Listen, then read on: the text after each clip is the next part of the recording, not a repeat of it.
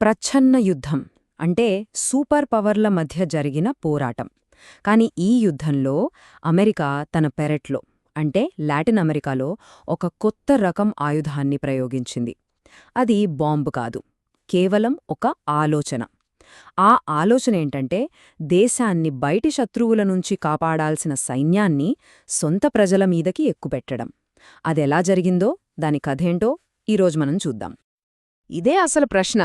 దేశాన్ని రక్షించాల్సిన సైన్యం తన సొంత పౌరుల్నే శత్రువులుగా ఎందుకు చూడటం మొదలుపెట్టింది? దీని వెనుకున్న వ్యూహమేంటి? ఈ కథంతా ఒక చిన్న ద్వీపంలో మొదలవుతుంది. అదంతా 1959లో క్యూబాతో మొదలైంది. క్యూబాలో కమ్యూనిస్ట్ ప్రభుత్వం రాగానే అమెరికా ఒక్కసారిగా ఉలిక్కిపడింది. అప్పటిదాకా శత్రువు ఎక్కడో సోవియట్ యూనియన్లో ఉన్నాడనుకున్నారు. కాని ఇప్పుడు శత్రువు తమ పెరట్లోనే ఉన్నాడని అర్థమైంది.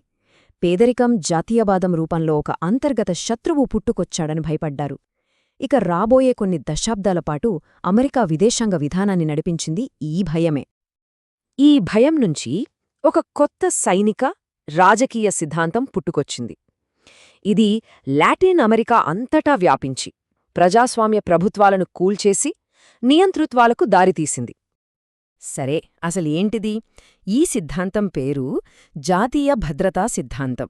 దీని ప్రకారం దేశానికి అసలైన ముప్పు బయటినుంచి కాదు, దేశం లోపలించే వస్తుంది. మరి ఈ అంతర్గత శత్రువులెవరు? హక్కుల కోసం పోరాడే కార్మిక సంఘాలు, మార్పు కోరే విద్యార్థులు, సంస్కరణలు తెచ్చే ప్రభుత్వాలు. వీళ్లందరూ కమ్యూనిజం ఏజెంట్లని ముద్రవేశారు. మరి వాళ్లని అణచివేయగల ఏకైక శక్తి సైన్యం మాత్రమే. చూసారా, ఈ ఒక్క ఆలోచన సైన్యానికి అంతులేని అధికారాన్ని కట్టబెట్టిందన్నమాట.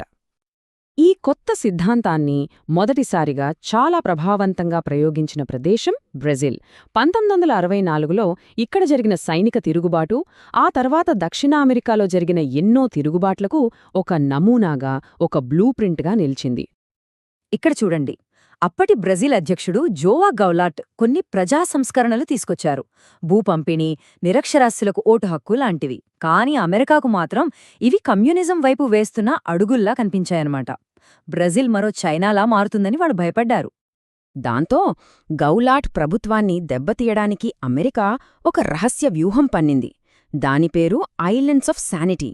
అంటే గౌలాట్కు వ్యతిరేకంగా ఉన్న రాష్ట్ర గవర్నర్లకు నేరుగా నిధులు ఇచ్చి వాళ్లని ఫెడరల్ ప్రభుత్వానికి వ్యతిరేకంగా తయారు చేయడం. రాజకీయంగానే కాదు, సైనికంగా కూడా అమెరికా సిద్ధమైపోయింది.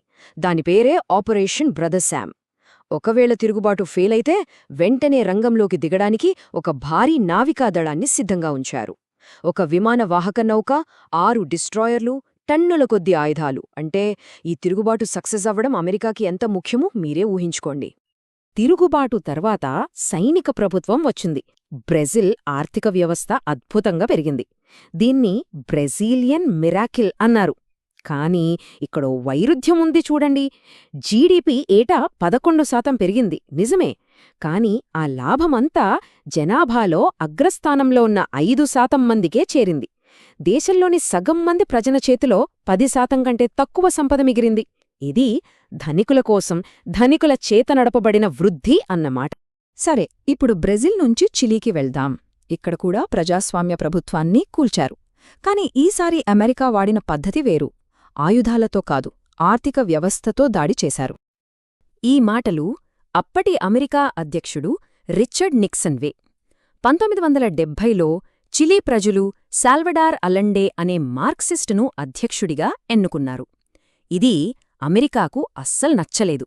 అందుకే అలండే ప్రభుత్వాన్ని కూల్చడానికి చిలీ ఆర్థిక వ్యవస్థను అరిచేలా చెయ్యండి అని నిక్సన్ తన ఏజెన్సీలను ఆదేశించారు. ఈ వ్యూహాన్ని అదృశ్య దిగ్బంధనం అంటారు. అంటే నేరుగా సైన్యాన్ని పంపకుండా ఆర్థికంగా చిలీని ఉక్కిరిబిక్కిరి చేయటం. ప్రపంచ బ్యాంకు లాంటి సంస్థల నుంచి రుణాలు రాకుండా చేశారు. లారీ డ్రైవర్ల సమ్మెలకు రహస్యంగా నిధులిచ్చారు. దీంతో దేశంలో నిత్యావసరాల కొరత ఏర్పడి గందరగోళం మొదలైంది. ఈ చార్ట్ చూడండి, అమెరికా ద్వంద్వనీతి ఎంత స్పష్టంగా కనిపిస్తుందో. ఒకవైపు అల్లెండే ప్రభుత్వానికి ఇచ్చే ఆర్థిక సహాయాన్ని దాదాపు 0కి తగ్గించేశారు. మరోవైపు అదే సమయంలో చిలీ సైన్యానికి మాత్రం సైనిక సహాయాన్ని పెంచారు. దీని వెనుక సందేశం చాలా క్లియర్. మేము మీ ప్రభుత్వంతో కాదు, మీ సైన్యంతోనే మాట్లాడతాం. చివరికి అమెరికా అనుకున్నదే జరిగింది. సెప్టెంబర్ 11, 1973న జనరల్ పినోచెట్ నేతృత్వంలోని చిలీ సైన్యం అధ్యక్ష భవనంపై దాడిచేసి ప్రభుత్వాన్ని కూలదోసింది. వాషింగ్టన్లో ఒక అమెరికన్ అధికారి ఈ తిరుగుబాటును రెండవ ప్రపంచ యుద్ధంలో తమ విజయానికి సంకేతమైన మా డీ-డే అని పిలిచారంటే పరిస్థితి అర్థం చేసుకోవచ్చు. బ్రెజిల్, చిలీ లాంటి దేశాల్లో సైనిక నియంతృత్వాలు తమ దేశంలోని వ్యతిరేకులను అణచివేశాక వారి దృష్టి దేశం విడిచిపారిపోయిన వాళ్లమీద పడింది. ఇది ఒక భయంకరమైన అంతర్జాతీయ సహకారానికి దారితీసింది. దాని పేరే ఆపరేషన్ క్యాండోర్. చిలీ, అర్జెంటీనా, బ్రెజిల్ సహా 6 సైనిక నియంతృత్వాలు కలిసి ఏర్పాటు చేసుకున్న ఒక హంతక కూటమి ఇది. వాళ్ల లక్ష్యమొక్కటే, తమ దేశాల నుంచి పారిపోయిన రాజకీయ శత్రువులను ప్రపంచంలో ఏ మూలనున్నా సరే వేటాడి చంపేయడం. ఆపరేషన్ క్యాండోర్ 3 దశల్లో పనిచేసింది. మొదట, సభ్యదేశాలు తమ శత్రువుల సమాచారాన్ని పంచుకునేవి. ఆ తర్వాత ఒక దేశం ఏజెంట్లు మరో దేశంలోకి వెళ్లి ఆపరేషన్లు చేసేవారు. ఇక మూడోది, అన్నిటికంటే భయంకరమైనది, వాళ్లు తమ హత్యలను అమెరికా, యూరప్లకు కూడా విస్తరించారు. మరి ఈ నెట్వర్క్ గురించి అమెరికాకు తెలియదా? వాళ్లకి తెలుసు.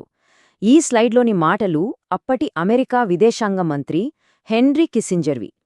అర్జెంటీనాలో సైనిక ప్రభుత్వం వేలాది మందిని చంపుతున్న సమయంలో వారి విదేశాంగ మంత్రితో కిస్సింజర్ అన్నారు, చేయాల్సినవి ఏమైనా ఉంటే త్వరగా చెయ్యండి అని.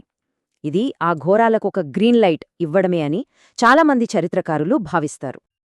అయితే అమెరికా విధానం ఎప్పుడూ ఒకేలా లేదు.